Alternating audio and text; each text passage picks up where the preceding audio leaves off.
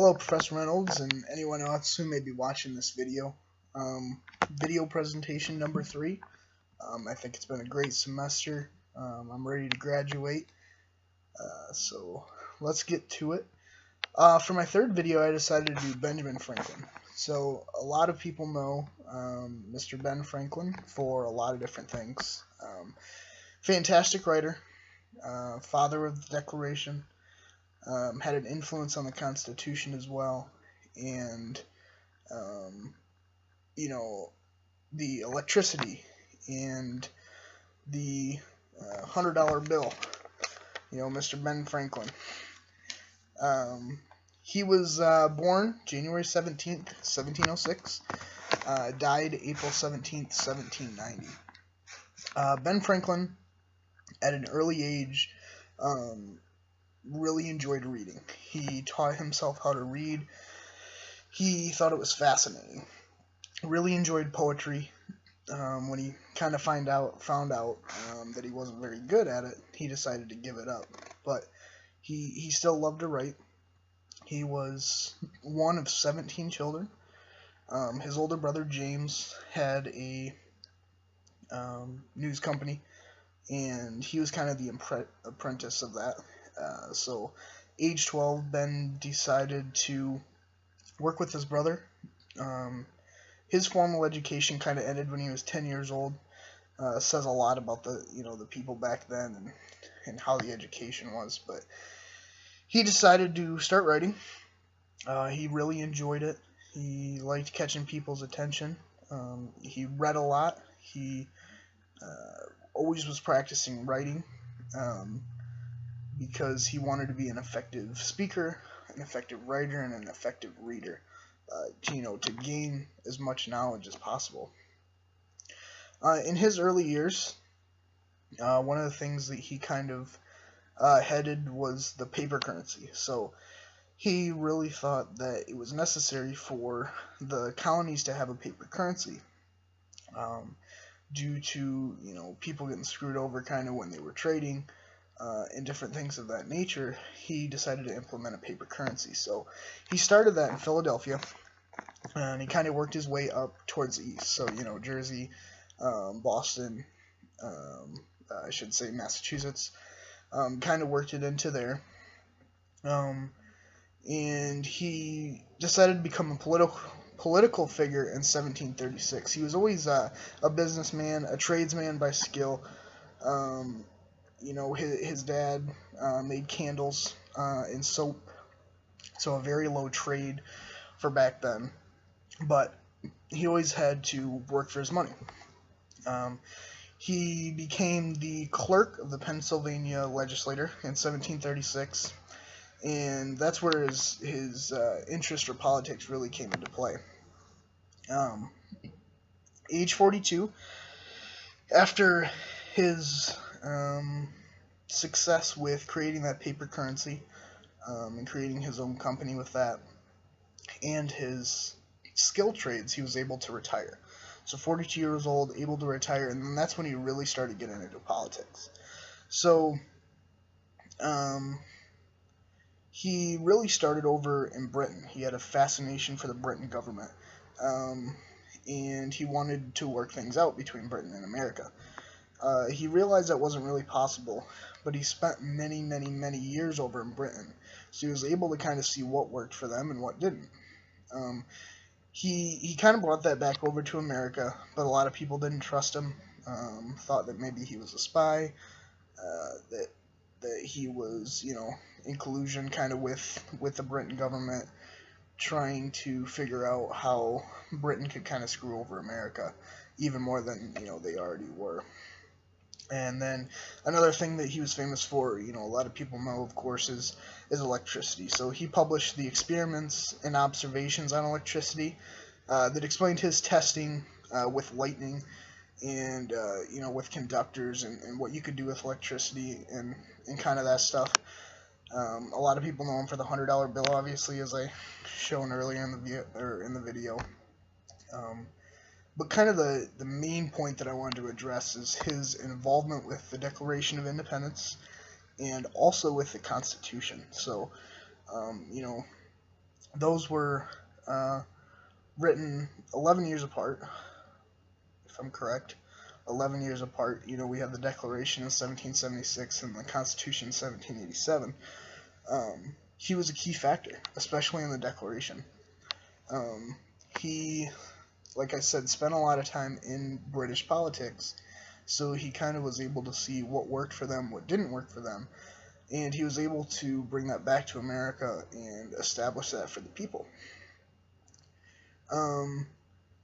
He saw the need for the colonies. The colonies were struggling under British control, paying way too many taxes on foreign trade, and even domestic trade. It was tough to do, and so Ben heard the problems, from the colonies, that they wanted to start trading with more of the European nations, and Britain had them in a gridlock. They were not able to do so, and so Ben heard the issues. He was on the committee of the 5 people that originally drafted the Constitution. John Adams, who is a household name, especially for educated people, in 2018. Thomas Jefferson, a famous name, of course, everybody knows him. But then you also had Robert Livingston and Roger Sherman. They were a big part in Philadelphia in drafting the Declaration, and very specific. The writing and the experience that Ben was able to contribute to the Declaration, even though Jefferson was the main one who actually drafted physically the Constitution. Ben had a lot of input because he was a very smart individual, very wise man.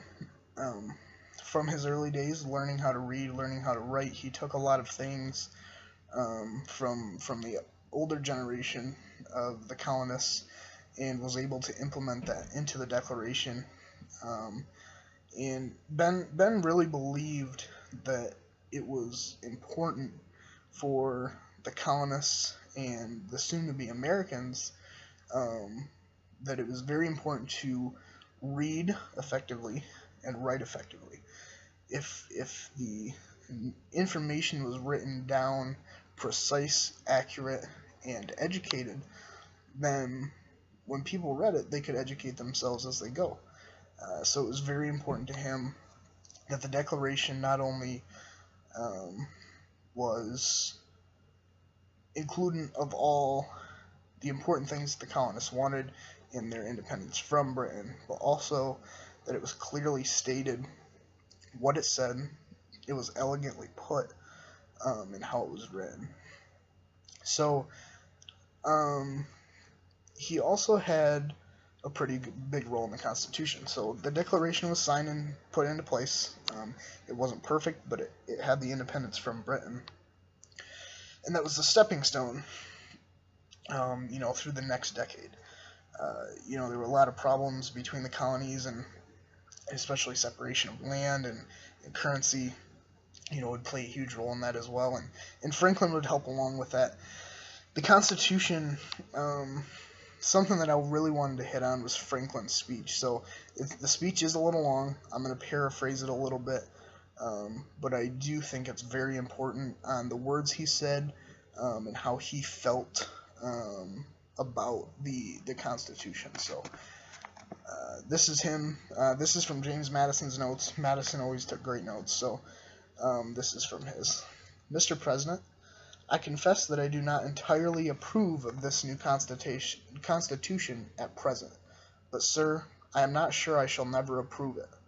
For having lived long, I have experienced many instances of being obliged by better information or fuller consideration to change opinions, even on important subjects, which I once thought right, but found to be otherwise. It is therefore that the older I grow, the more apt I am to doubt my own judgment, and to pay more respect to the judgment of others. He has a little more go on in there, and then, we jump to the next paragraph here. In these sentiments, sir, I agree to this Constitution, with all its faults, if they are such, because I think a general government is necessary for us, and there is no form of government but what may be a blessing to the people if well administered.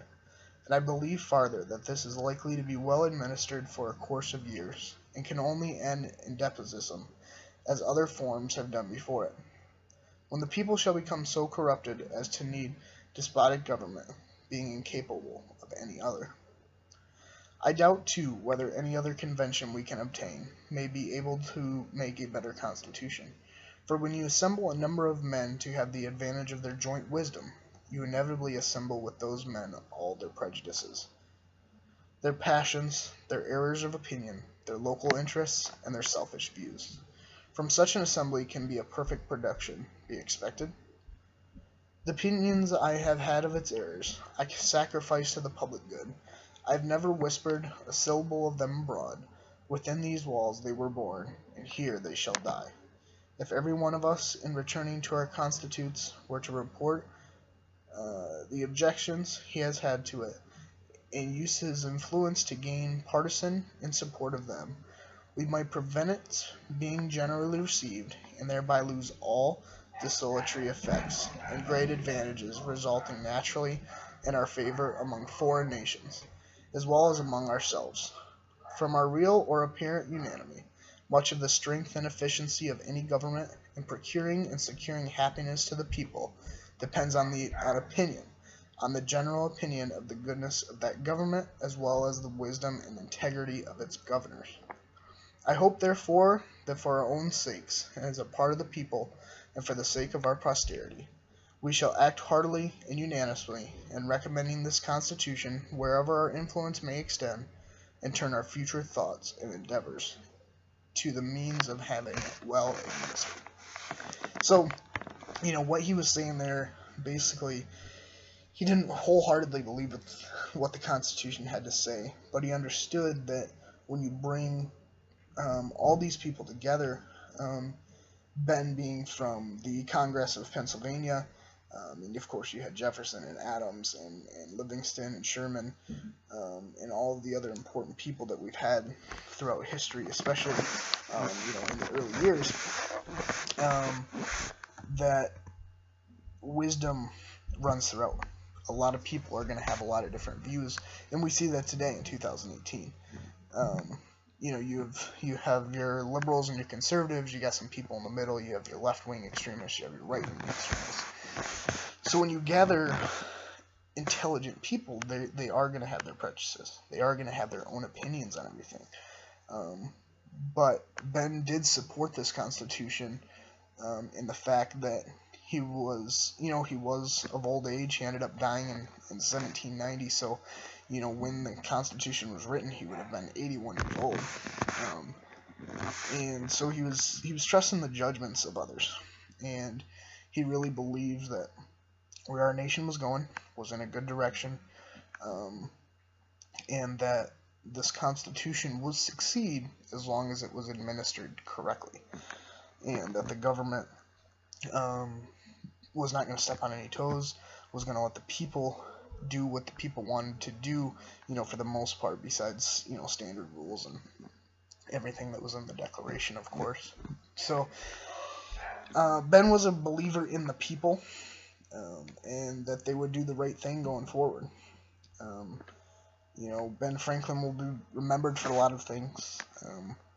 More importantly, learning a lot more about him in this class. I have learned, a little bit about him in the past, but not really his political involvement, more of the electricity, the $100 bill, and I've always known that he was the founder of the Declaration, but not to the extent at which I researched and kind of learned about him.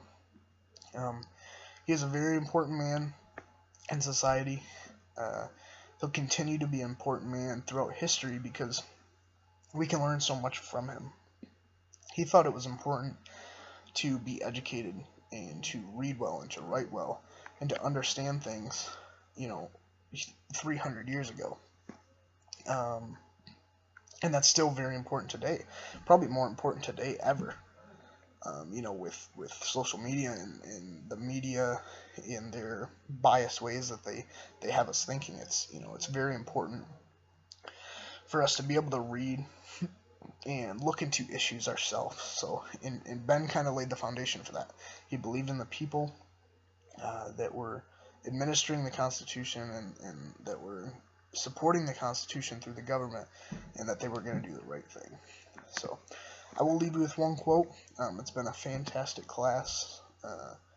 You know, it's been an interesting subject to learn about, and best success to everybody, in the future.